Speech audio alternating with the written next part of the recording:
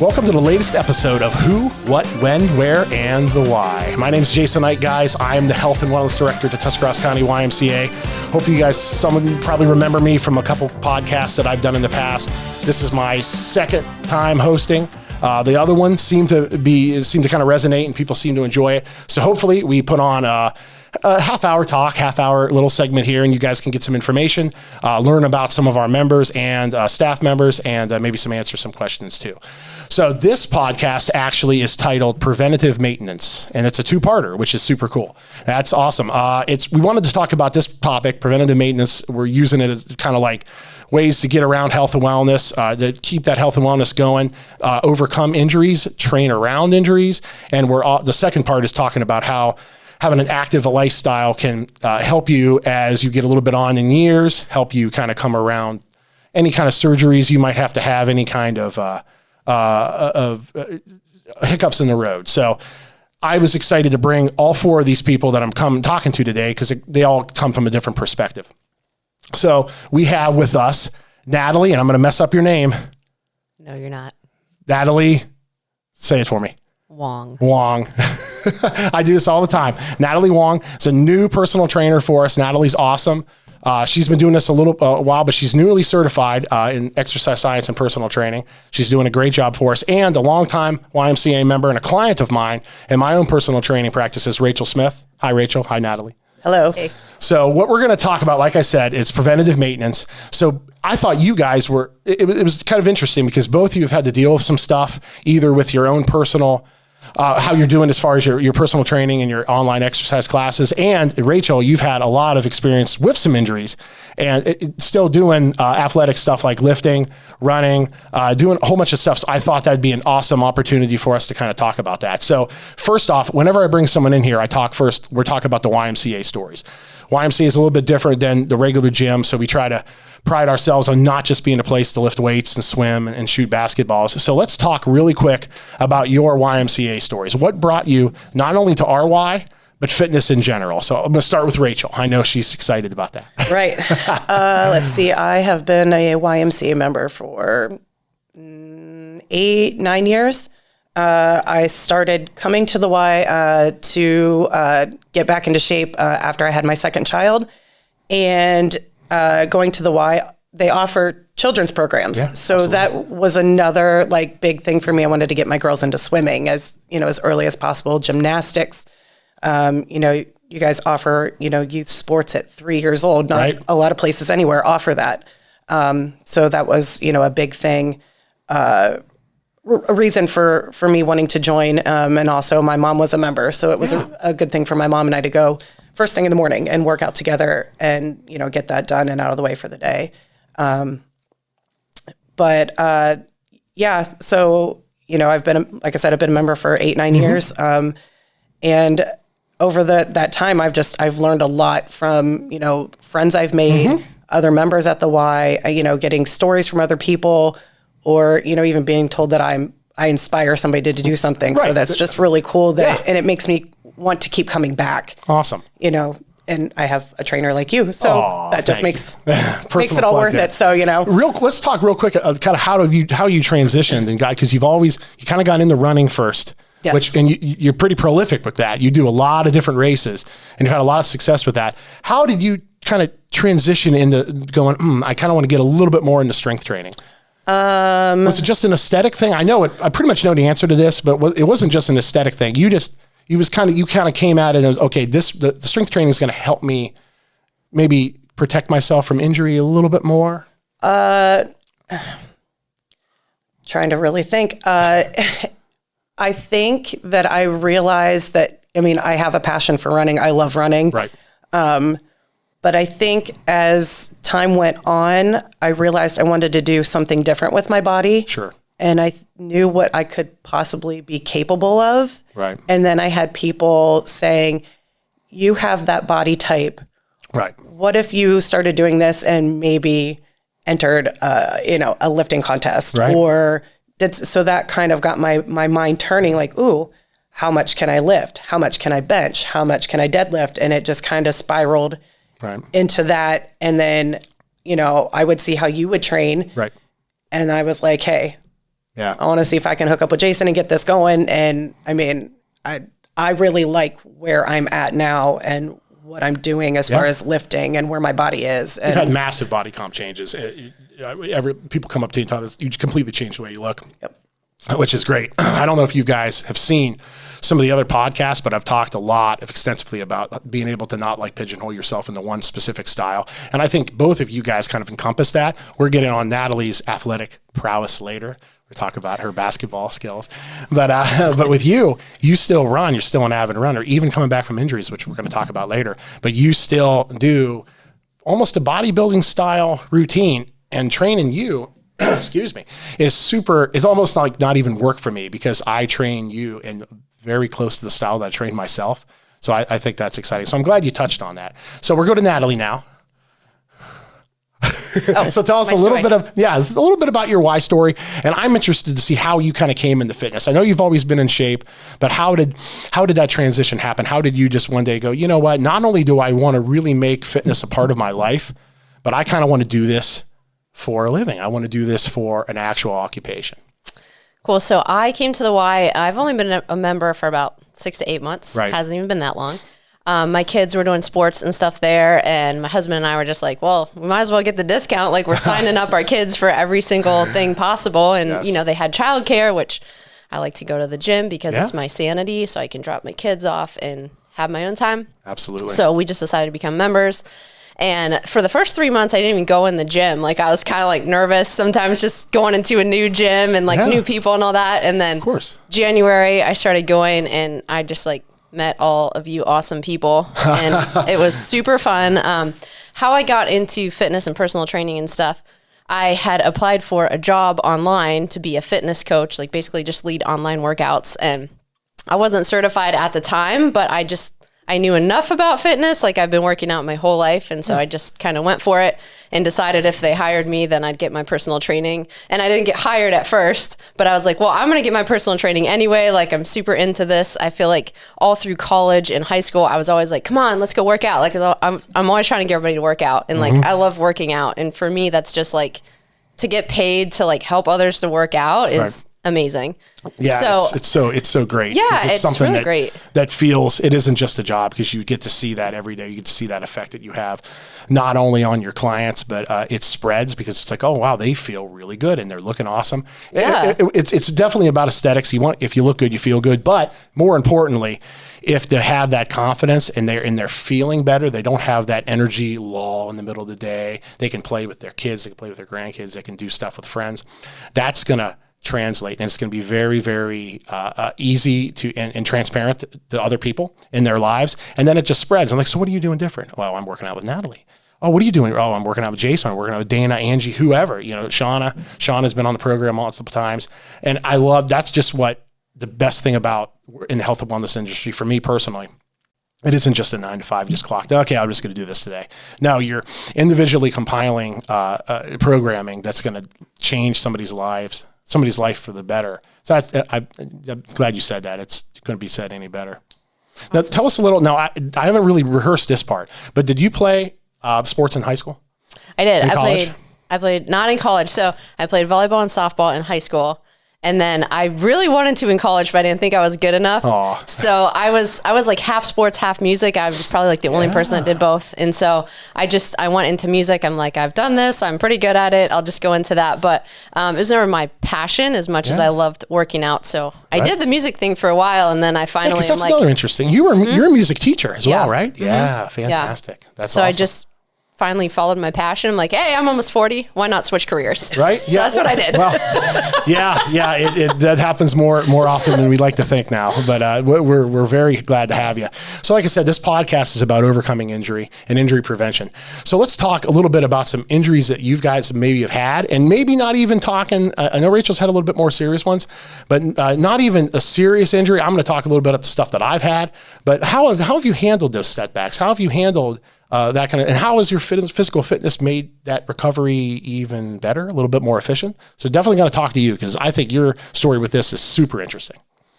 Let's see. Getting into running, dropped a lot of weight pretty quick. That was like my main reason I still run is just to kind of keep that balance a little bit. Cardio and strength. Yes. Yep.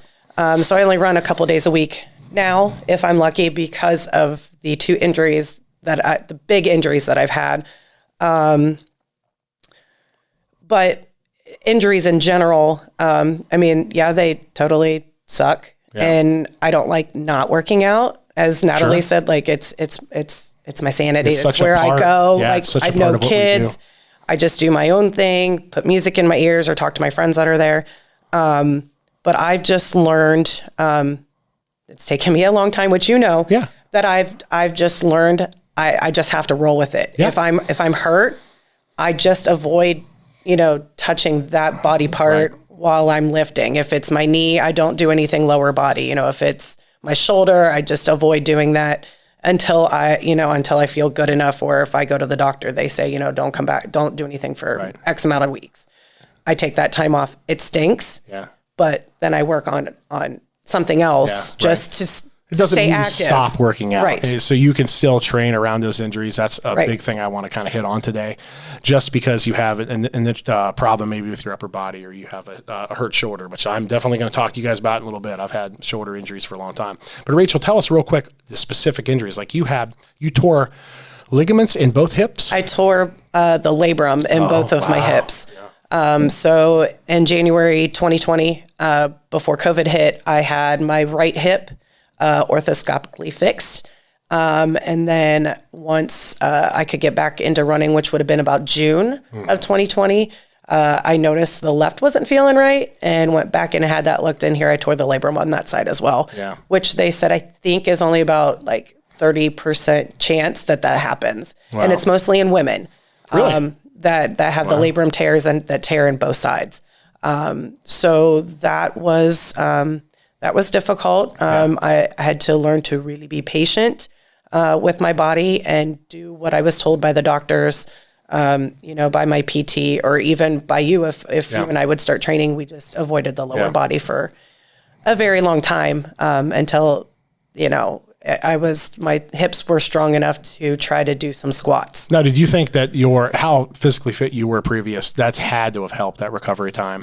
I have been told even by the doctors and my PT especially that because I'm already so physically fit that my recovery time was shorter. Really? Because I was already strong, my muscles were ready to go. It was just I had to take a little bit of time off and heal what needed to be healed. And then so I don't feel like I was in recovery as long as maybe the average person because I've been doing this for a while. Absolutely. And there was a point of contention because there was a couple of times I would come around the corner for maybe not even times that I was training you.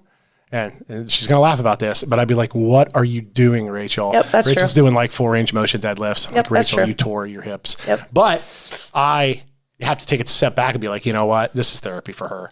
And this is something it's a huge part of her life. Now, would I recommend that? No. It worked out great for Rachel, and Rachel's doing great, and she's performing pretty well. And you're running again. You're running pretty decent again. I'm not super thrilled with that, but you know your own body, and I know that's a huge part of your life too. And I would like you to still be able to enjoy running. Well, the doctors, and he had asked, what is your end goal from this? And I said, I'd like to be able to run again. Yeah. Obviously, the half marathons are completely out of my books. I don't. Yeah. That's what started this whole thing was training for my third half marathon, and I tore my right labrum. Yeah. And I just enjoy, even if I can get a mile in a couple days a week, like I'm totally cool with that. I just like to run a little bit, and that clears my mind too, besides lifting. Right. And a lot of people are like, what are you doing? And I'm like, the doctor said I could. That's my excuse every time. Yes. Well, let's move over to Natalie here, and we can see, I don't know if you've ever really been injured, but like with me, it's never been anything that I've had to have surgery on. But so I don't know if you've ever had anything that's kind of derailed that, made it so you can't train how you want to train. I would say nothing major like Rachel, but mine tend to be like silly. We'll put it that way. Like, I'm very competitive. So the other day, my 9-year-old son and his friends were playing baseball, and I'm like, oh, well, I can beat you guys at this game. Yeah. So I'm out there sprinting the bases like I'm 15, and I pull a hamstring, and I'm like down on the ground. And so for me, like, it wasn't horrible, but like I just had to do a lot of stretching. I had to kind of like chill out on some of my squats for a while. Like, I tend to injure that way, trying to impress people and make a point. Makes a lot of sense, because there's something funny about Miss Natalie. We have a awesome member at the gym, and I don't know, he probably doesn't see this, but Monty Sherrill. Monty's been a long time member, and Monty is a basketball guru. He's in his late 60s. And this guy runs and plays with guys that are in their 20s and 30s, and he beats a lot of them. Everybody knows Monty. Monty's awesome. Natalie can beat him. Well, I'm going to back him up. Natalie and Natalie and Monty have been doing basketball one-on-one for a number of months now.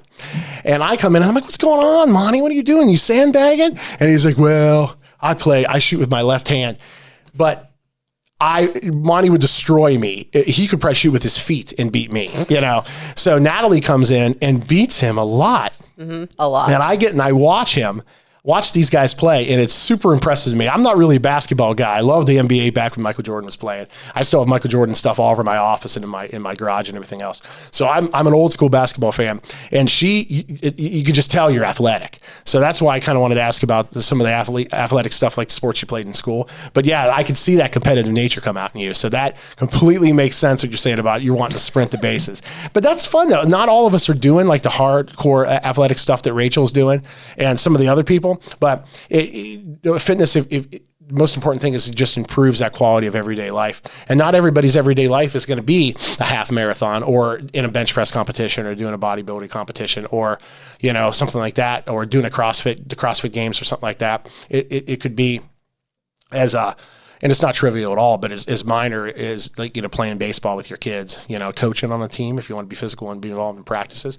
So if you're in shape, it's going to help you be able to do that. So moving on, we got our third question here. Now, how do you feel? We've talked about this already a little bit, but I'm going to kind of dig a little bit deeper. Do you feel that your overall physical fitness, guys, has helped you recover from some of this stuff? And I know basically you already answered this, but not only from the injury standpoint, just from changing how you looked, and changing how you feel, how has that helped you? Like, I'm pretty sure it's been pretty significant for you. That's one of the reasons why I was excited about bringing you on today. I mean, working out and everything, I know that I can, it's not just working out. Like I've been trying to change my mindset on things, how I eat. Yeah, absolutely.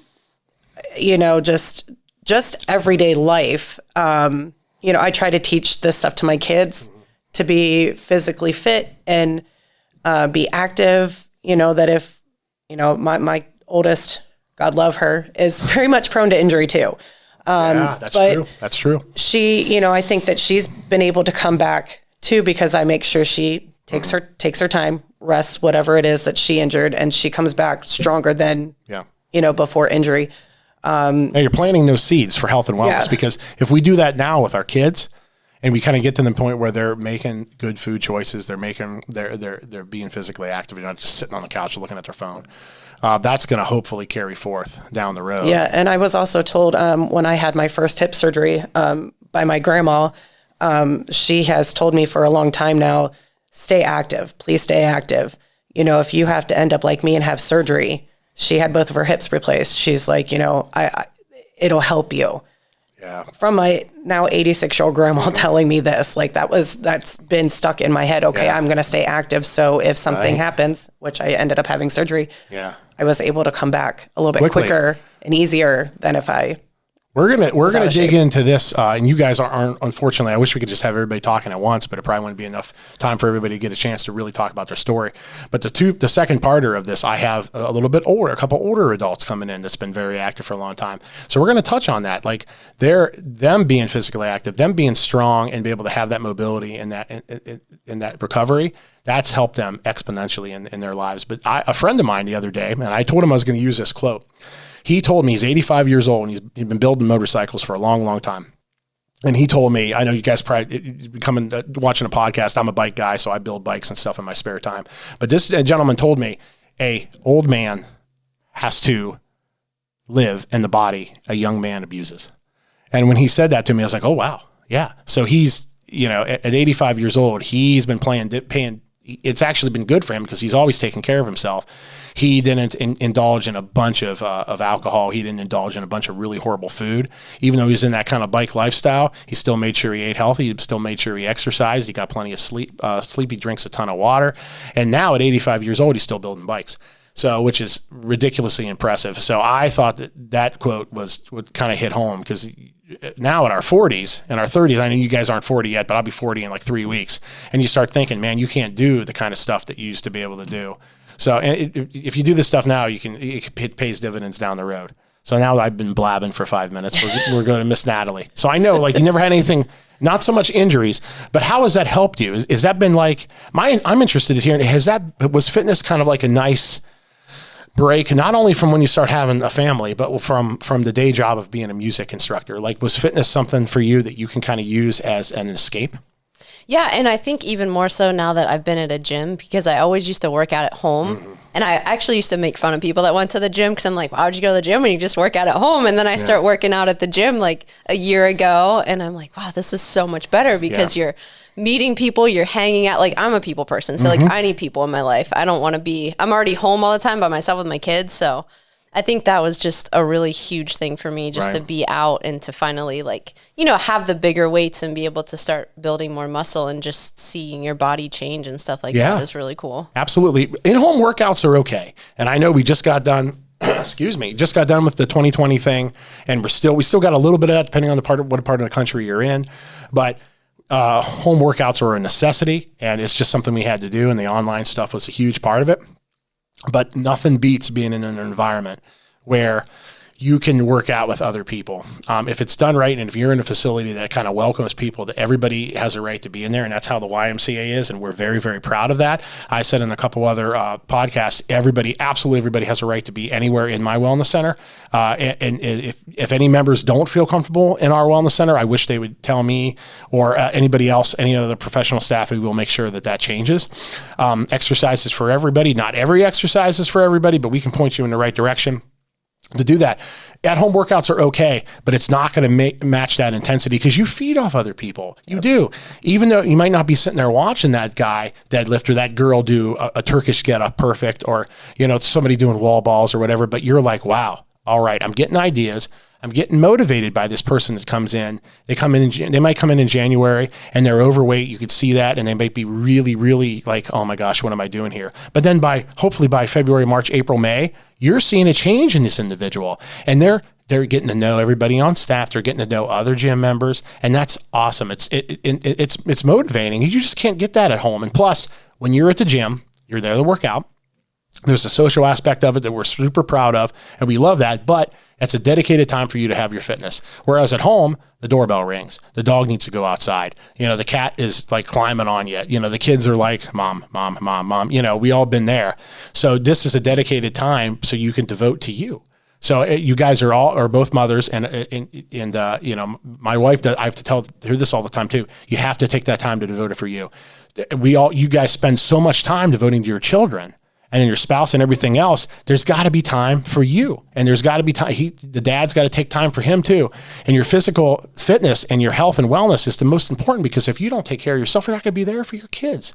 It's okay now, maybe in your 20s and 30s, but when you get older, are you going to have some health problems because you really neglected yourself because you made it all about them? They're going to thank you. They're going to be appreciative because you're going to be healthy throughout, and they're going to have you for longer, and you're going to have that relationship. So it's not selfish to be thinking about your health and wellness and your health and fitness when you're a mom or a dad. It's something that's super important. So I'm glad you talked about that. So I some of these questions, I kind of did a bad job on this. They sort of run together. So we talked about the running.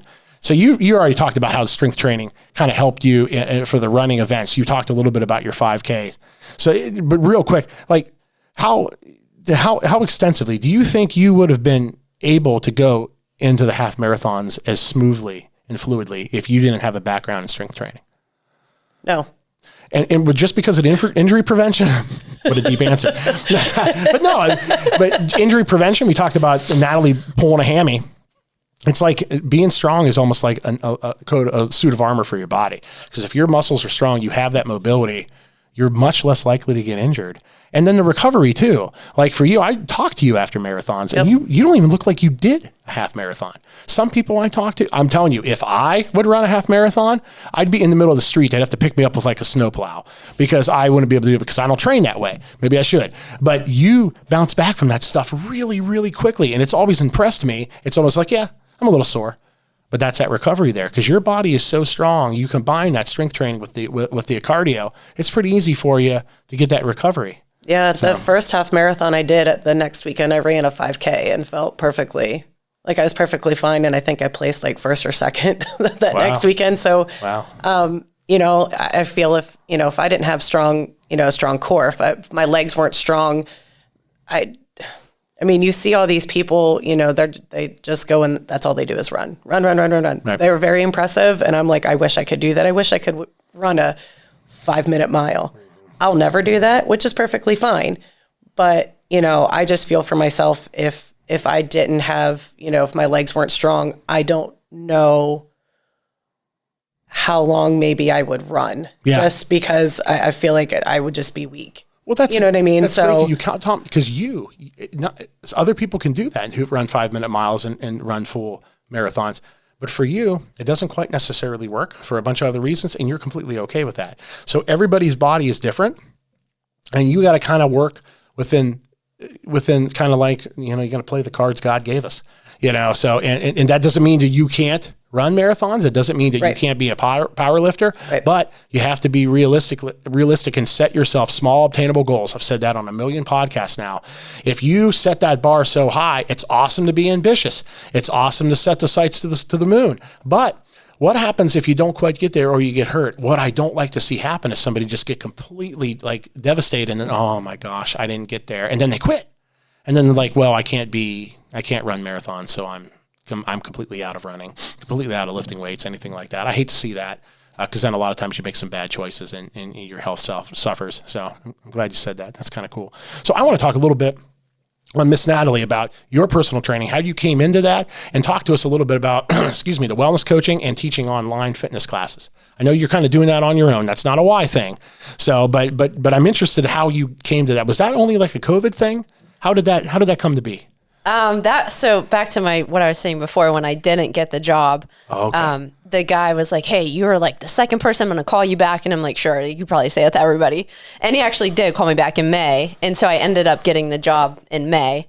But yeah, I just teach online fitness classes. They're for people that can't get to the gym or whatever. So I just get on a Zoom call and teach classes there. So it's really cool because I get extra practice because I'm also training at the Y. Mm-hmm. So I'm learning and just leading people through workouts and, you know, learning all the different moves and just getting a lot of experience, which is where I feel like I'm at right now, just trying to gather experience and just learn. And absolutely. But yeah, that's kind of how I came to that. I got certified in May. Yeah. And then got the job and then started at the Y. And yeah, you subbed my shred class a couple weeks ago, and you're going to take over. You're going to do next 2 times in the evening while I'm on vacation, leaving for Myrtle Beach tomorrow. Super excited about that. But I think that's awesome how that pathway has came for you. That's really cool. You know, we got the Virtual Y. We're super proud of that. We have that through our website, and I don't know, did I ever tell you about that? We got to get you in there. Yeah. We got to get you in front of a camera doing the virtual fitness classes. I think that'd be awesome. Absolutely. So right now we've been kind of filming live classes, but I still want to devote time to actual dedicated online classes. So if somebody wanted to get on there, they can do a 20-minute, half-hour workout with Natalie. So I think that's definitely something we're going to have in the pipeline for the future. Sweet. So real quick, Rach, let's talk a little bit. Just this past spring, you did something really cool for us. You were actually a coach on Girls on the Run, which is an awesome program. Is that a nationwide program? It is, isn't it? Yeah, Girls on the Run is a nationwide program, and they offered it at the YMCA. It's always also been at a couple of our local schools. But Girls on the Run kind of targets, is it 2nd through 5th grade or 1st through 5th grade? 2nd through 5th. This time they did 2nd through 6th. Just because, but I think it's usually 2nd through 5th. 2nd through 5th. So it's 2nd graders up through 5th grade girls, and it kind of teaches them about the sport of running. There's a 5K that they train for at the end. And I thought it was a really cool program. It sort of was a little bit restricted.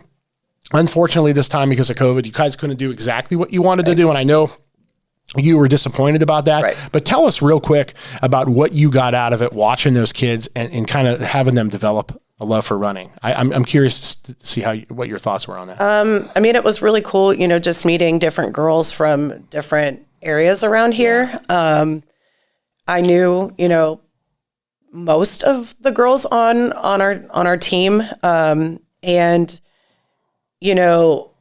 two of them, I coached in travel soccer. Awesome. And seeing the difference in them as far as running goes by the end of the program was really, really cool. The day that we decided to do our practice run, we did it at the YMCA and just ran around the parking lot, which was like a half a mile. So we did that until we hit 3 miles. And to see the girls never giving up and trying their hardest for being so young to do a 5K was like, it was just super cool. Like I've never been so proud to like even be a coach. I didn't really feel like I did a whole lot just because things were so restricted when we would do our practices. And, we had to stay away from each other and not be able to do some of the things that we really wanted to do. But just seeing, that the girls were all happy to see each other. Yeah. That's awesome. Once, twice a week, or even to see us coaches, or, if they would see us outside, say, hey, coach. Building relationships. Yes. Yeah. And, part of the program too is not just running, but it's to build up their self-confidence and, just to make them aware of things that are going on, and within each other, within themselves. And just how to respond to different situations was just really, really cool too. We're going to get Natalie as a coach, but she'll just insist on beating them all. She'll Probably. Be like, she'll be like, no, I'm winning. No, I actually just ran a 5K. That's awesome. And I didn't even place in my age group. So, really? However, I haven't been running that much. It's maybe once or twice that strained a week. Hammy. It probably was. I'm slow. But I was just impressed that I even ran 3 miles. So I don't know if I buy that you're slow. Like I'm slow. Okay, but Listen, I used to see Natalie at races, and I would try to keep up with her. I've known Natalie for a few years. It's not just been recent with her coming in. I don't know if I think she's selling herself short there. I used to try to keep up with her, and I couldn't do slow for her. So. Well, that's awesome. You were always ahead of me the whole time, though, and then I see you at the end. So I don't know about that, but I gassed out quick. Oh, all right. Well, sorry, kind of laughed out loud there. So when we're wrapping up here, one thing I try to do at the end of the podcast is I kind of try to put everybody on the spot and talk to you guys about what's your favorite thing about being involved with the YMCA, not only as a member, not only as a staff person, but just as a whole. So we're going to go to Natalie first. So what do you really love about being a part of this organization? I love all the people. Like, I just feel like I've met so many people in like the 6 months that I've been at the gym that I feel like I come in now, and just the other day, Rachel was walking out. I'm like, get back in the gym. I need to hang out with you. And she did. We were all just hanging out. Like I'm, doing monkey bars, just doing crazy stuff. But like, it's so great. I mean, everybody's so nice. And I just watched that video this morning. We should share that to the Y's Facebook. You doing the monkey bars. I wanted to do that ever since I started, but cool. It's the atmosphere there. I mean, it's so awesome. Everybody's welcoming. Like, it doesn't matter who you are, what you do, what you look like. Like, it's just a great place. That's why I love it. Real quick plug. If you notice, Natalie and I both have Power of Us annual campaign t-shirts on. This is something we just started this week. We just got these shirts. Kathleen Johnson, who hosts a lot of these podcasts, she does a fantastic job. So I kind of mold my template to host these off Kathleen. She's awesome. She's always been like a mentor to me. She printed up these shirts talking about raise awareness to our annual campaign. So not only we're a nonprofit organization. So what we do is we're raising money that makes sure that no kid gets turned away, so everybody can take part in our programs and be a member, even if they can't afford it. So that touches on what you said too, like everybody can be there. The Y is for everyone, and that's something that we just want to make sure everyone in the community knows, and we do our best to put that out there as much as we can. So the Y is for everyone. So I mean, it's basically the same thing as Natalie. Being a stay-at-home mom, I don't get a whole lot of interaction with people. I mean, I've got my friends and we talk and stuff, but coming to the Y, and now like I've been there, it feels like forever, that everybody's like, hey Rachel, how's it going? Yep. And I might not know who they are, but they overheard somebody say my name. And then, or even, like I said earlier, I've had even older women come up to me and they're like, you're such an inspiration. That's awesome. Thank you. And I'm like, what what did People I said do? that about you. They came up and said, I love that she works with her dad because you train your dad. Oh, I've never heard that. Yeah. They came up to me and I said, that's so awesome. And that's her dad she trains? She's like, yeah, it's her father. And she's like, they told me this, like, that is so cool that she does that for him. I'm like, I know it's a bonding time for it. You guys really get it. That's cool. That's what we do. But I've made some good friends out of, she's jacked.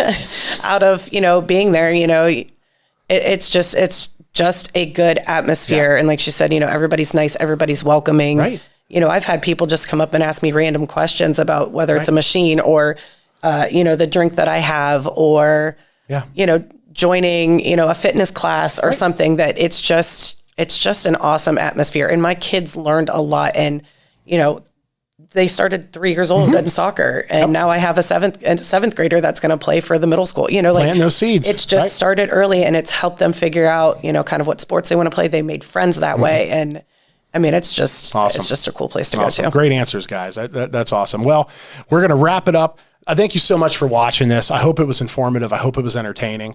Definitely, if you have any questions about personal training, any questions about maybe getting around an injury, if you guys have something that you're dealing with, don't feel like you got to do it alone. Don't feel like you can't get out there and move because we can help you with it. We can help with that injury prevention. We can help you kind of maybe train around something you have.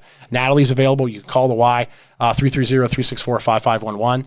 My extension's 320. I can point you in direction. You can talk to Natalie. You can talk to Shauna, Omar, Angie and Dana, myself. I still train a little bit. It's kind of a limited basis. Rachel monopolizes all my time. Yes, I do. But no, if it worked out, you could still work with me as well too. But I've been super impressed. She hasn't been a trainer a long time, but she's doing an awesome job. And she's going to do great things.